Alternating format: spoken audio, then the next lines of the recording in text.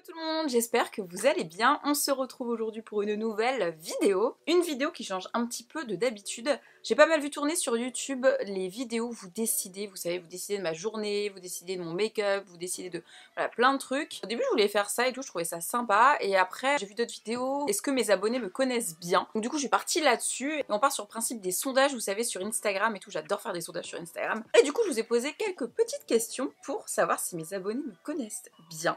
Et c'était mais hilarant quand j'ai regardé vos réponses, franchement, vous avez été très nombreux et nombreuses à participer. Donc, c'est enfin la vidéo où je vous réponds. Vous avez été très fort sur plein de points et beaucoup moins sur d'autres. Vous allez voir. Allez, c'est parti, on y va.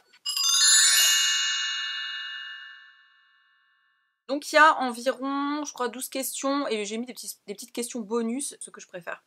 Alors, numéro 1. Le matin, je ne peux pas me passer, sinon ma journée est foutue, de café ou de Nesquik. Alors il y a une team moi et il y a une team Julie Sous d'ailleurs. Alors, vous avez été 66% à répondre café et 34% à répondre Nesquik. Et vous êtes très fort. Voilà, le matin, moi je ne peux pas me passer de café. Mais vraiment, pour la petite histoire, je détestais le café quand j'étais plus jeune, vraiment j'aimais pas ça, j'aimais pas ça, j'aimais pas ça. Quand j'ai commencé à travailler, j'étais en alternance, je me souviens, il y avait une machine à café où tout le monde se réunissait, les post-clopes, les machins, à l'époque je fumais en plus déjà. J'ai arrêté de voir ma vidéo, comment j'ai arrêté le tabac. J'étais très fatiguée, c'était un rythme, l'alternance c'est un rythme très fatigant, hein. L'école, les trajets, c'était à 1h30 de chez moi, enfin bref. J'ai commencé à vouloir prendre du café, je crois comme beaucoup, parce que j'étais fatiguée et tout, je me suis dit allez, de toute façon c'est ça ou rien. Les vitamines ça marchait pas, et voilà comment j'ai commencé à boire du café. Je détestais en boire, j'aimais pas le goût, hein, ça a duré un moment, mais je buvais parce que voilà, je voulais pas m'endormir sur mon bureau. Après j'ai adoré ça, j'adorais boire ça. Je peux pas me passer de café le matin, faut savoir que le matin, je prends mon café, le premier truc que je fais, c'est prendre mon café, et après je déjeune pas tout de suite. Alors quand je suis en voyage presse avec une marque, machin, ou en vacances, machin, je déjeune comme tout le monde, hein, mais chez moi, je prends mon café, et après j'attends, je crois, 2 heures, 1h30, 2 heures avant de déjeuner, un bol de muesli, bref, de céréales. C'est mon café et après il me faut du temps. Numéro 2, j'ai une grosse cicatrice due à un sérieux accident de vélo. Mais où ça? Sur le nez, 31%, sur la paupière, 69%.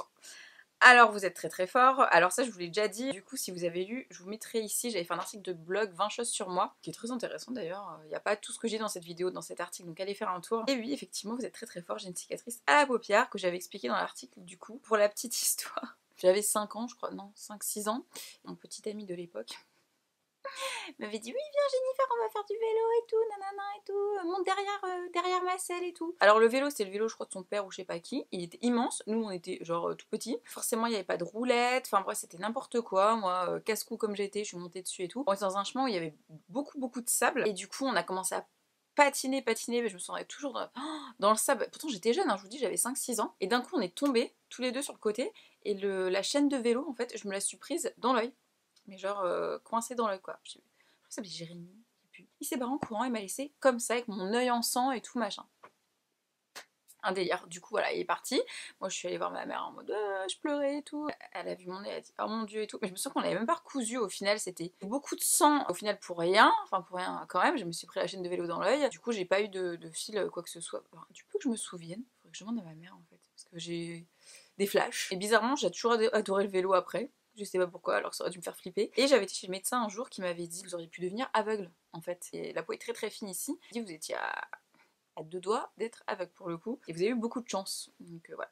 J'aurais pu finir aveugle d'un œil hein, quand même avec cette histoire de vélo. Ensuite, mon plat préféré, tacos ou pâte à la truffe. 15% pour tacos, 85% pâte à la truffe, vous me connaissez très bien. C'est mon plat préféré. J'ai mis tacos parce que Baby elle mange que ça. Je comprends pas ce concept. En fait, tu mets tout dans du pain. Tout. C'est comme un américain en fait. Mais avec beaucoup de fromage, beaucoup de frites. Moi j'adore les pâtes à la truffe. J'adore les pâtes à la truffe de chez Big Mama. J'adore. J'en rêve là. Ah, bref. 4. J'ai un tatouage sur le corps qui représente des étoiles, 22%, ou une couronne, 78%. Vous me connaissez très bien. Et vous le voyez très souvent. Voilà. C'est ce tatouage que j'avais fait à New York et que j'aime beaucoup. La couronne qui pour moi représente, c'est pas forcément la femme, mais c'est le pouvoir en fait. Le pouvoir de la femme. Alors bien sûr, ça me rappelle mon voyage à New York, hein, mais c'était vraiment, moi je l'avais fait dans ce but-là.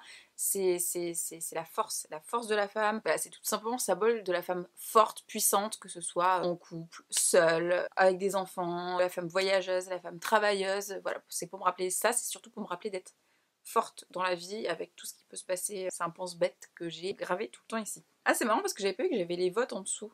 Ah ouais, c'est vraiment 50-50 cette question parce que je regardais. Question pas si facile, je vous ai écrit je suis gauchère ou droitière, 50-50. Ah, vous ne savez pas, hein? Alors oui, je suis gauchère. Voilà, c'est pour ça que je tiens mon téléphone de la main droite d'ailleurs toujours et pas de la main gauche. Je sais pas pourquoi. Je fais beaucoup de trucs avec la main droite en fait. D'ailleurs, les droitiers, est-ce que vous tenez votre téléphone de la main gauche? C'est bizarre parce que je tiens toujours la main droite. C'est très bizarre. Non? Je sais pas. Je suis gauchère. Alors ça a été beaucoup un handicap quand j'étais petite. Alors je suis gauchère parce que ma mère est gauchère et que c'est ma maman qui m'avait appris à écrire quand j'étais petite. Et dès que j'allais à l'école, on m'apprenait à écrire de la main droite. Donc c'était un peu relou. Alors non, je suis pas, je crois que c'est ambidextre, c'est difficile ce mot, des deux mains. Ma mère a expliqué à l'école que ça servait à rien de me forcer. Enfin, c'était à l'époque hein, de m'écrire de la main droite parce que j'avais commencé à apprendre de la main gauche et que du coup à l'école je me sentais limite un peu handicapée pour plein de trucs quoi. Alors du coup dès que j'avais un gaucher dans ma classe, dans toutes mes autres classes, ah t'es gaucher et tout, enfin, tu te fais vite des potes quoi. Et on dit très souvent que les gauchers c'est des créatifs. Ah bah je suis créative, je travaille dans la pub, dans la communication, dans l'art. Ma matière préférée à l'école c'était l'art. Forcément, genre j'en avais des suées, je me souviens. Les ciseaux. La team gaucher se reconnaîtra, les ciseaux, bah t'as les ciseaux de gaucher qu'ils ont fait après. Quand je découpais un truc à l'école, je me souviens, on avait des, enfin pas des cours, mais on devait découper des trucs. J'avais la goutte au fond. J'étais pas bien, j'étais angoissée et tout parce que je savais que j'allais galérer à découper mon truc net parce que c'était pas des ciseaux qui étaient adaptés pour moi. J'ai plein de petites histoires comme ça. Hein. D'ailleurs, les gauchers, racontez-moi vos histoires. Et merci maman. Question numéro 6. En bonne française, j'adore manger par-dessus tout. Escargot 76% ou une petite grenouille là. 24%. C'est dégueulasse, hein. Ouais, c'est dégueulasse. Les pauvres végés qui regardent ma vidéo. Vous êtes très forts, c'est les escargots. Vous voyez très souvent quand je vais chez ma mère. Elle fait des escargots à l'ail parce que je sais pas, j'aime trop ça depuis que je suis petite. Je déteste, enfin comment dire, me dire que je mange de l'escargot parce que ça me dégoûte profondément. Mais je sais pas, j'aime trop ça. J'ai mis la grenouille parce qu'en fait c'est ma mère qui mange les cuisses de grenouille. Et ça m'a toujours dégoûté. J'ai jamais voulu y toucher. Apparemment ça a le goût de poulet, on m'a dit. Je crois que c'est elle qui m'avait dit ça. Je sais pas, dites-moi en commentaire. 7. Le seul truc que je regarde à la télé sans honte aucune. Alors là, ça m'a trop fait rire parce que vous étiez quasiment 50-50 à me dire les Marseillais qui a quand même dépassé 53%. Et ça, Babybou m'a fait dire, ah, c'est à cause de moi et tout, parce que très souvent, celle qui regarde ça chez moi, c'est pas moi. Hein. Surtout quand t'avais pas de télé là. Non, non, non, moi je ne regarde pas la télé-réalité, je connais aucun. Enfin, je connais pas les gens de télé-réalité à part à l'ancienne, genre Nabila, machin et tout. Depuis très longtemps, je regarde plus. Alors, j'étais une grande fan de Secret Story. Les autres télé-réalités, j'ai jamais regardé Les Ch'tis, j'ai jamais regardé Marseillais. Les Princes de l'amour, je crois, Yaman. Ah, je le connais pas. Je vois sur Twitter, mais je connais pas. Et 47% esprit criminel, enquête criminelle, effectivement, c'est ça que je regarde. Le plus, donc vous êtes trompés. Ça, c'est un truc que j'adore regarder avec Babybou. Enquête criminelle. J'adore, j'adore. D'ailleurs, je vais vous parler dans une vidéo favori.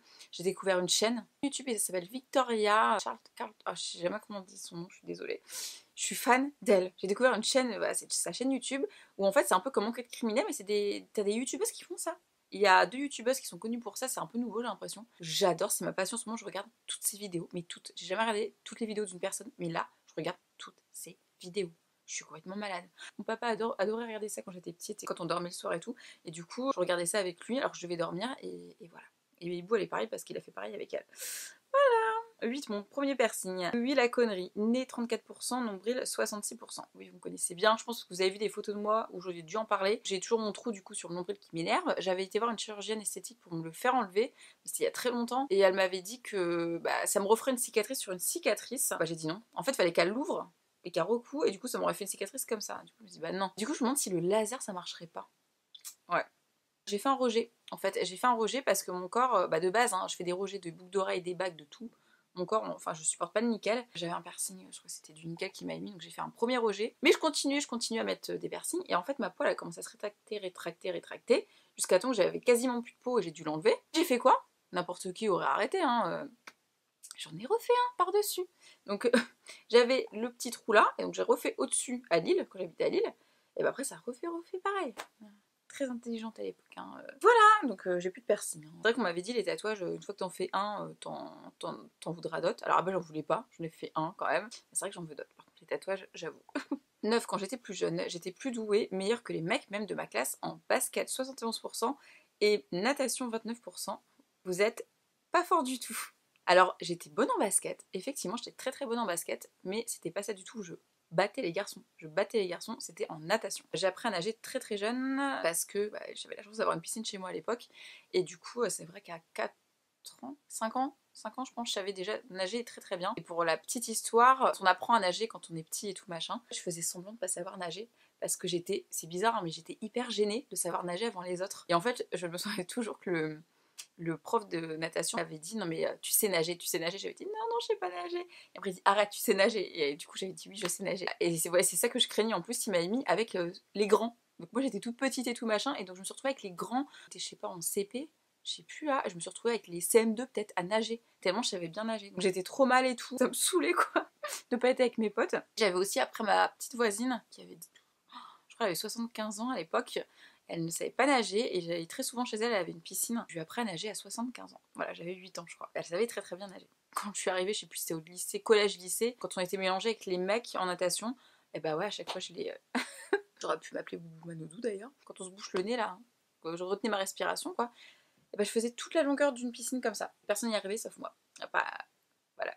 Les mecs, je les battais en crawl, je les battais en tout, hein, clairement, de crawler. Oh, j'étais vraiment forte. Hein. Pareil, on retient sa respiration sous l'eau. Tous les mecs qui remontaient avant moi, j'étais trop forte. J'ai jamais su monter une corde, hein, par contre. 10, j'ai eu mon permis à 18 ans, 73%, à 28 ans, 27%. Vous êtes très fort, j'ai eu mon permis à 18 ans. J'ai même fait la conduite accompagnée à 16 ans. Et je savais tellement pas bien conduire que j'ai eu mon permis du premier coup, certes. Au début, c'est ça ma question, mais je me suis dit, bon, il y a tellement de gens qui ont leur permis tard maintenant que je vais la poser, que dès que j'ai eu mon permis, bah, j'ai fait des accidents quoi. J'ai fait un accident, 2 accidents, dont un assez grave quand même, je m'étais retournée avec le 4x4 de ma mère. Je déteste conduire les grosses voitures, je préfère les petites voitures, c'est pour ça que j'ai ma petite Mégane. Je m'étais retournée parce qu'il y avait de la neige, j'avais glissé, pour le coup c'était pas de ma faute, j'avais glissé et j'avais fait un 360, je m'étais retrouvée, j'étais sur voie rapide de l'autre côté, puis en 1er décembre, de l'autre côté de la route, bref, une horreur, j'avais appelé ma famille en pleurant, j'avais failli finir dans le ravin, je me souviens, c'était... Et depuis le 4x4, j'y touche très peu, hein. Je n'aime pas les voitures comme ça, mais cela dit, ça m'a sauvée parce qu'une petite voiture, je pense que je m'en serais pas remise quand même. Hein. Alors avant, j'adorais conduire, je conduisais tout le temps parce que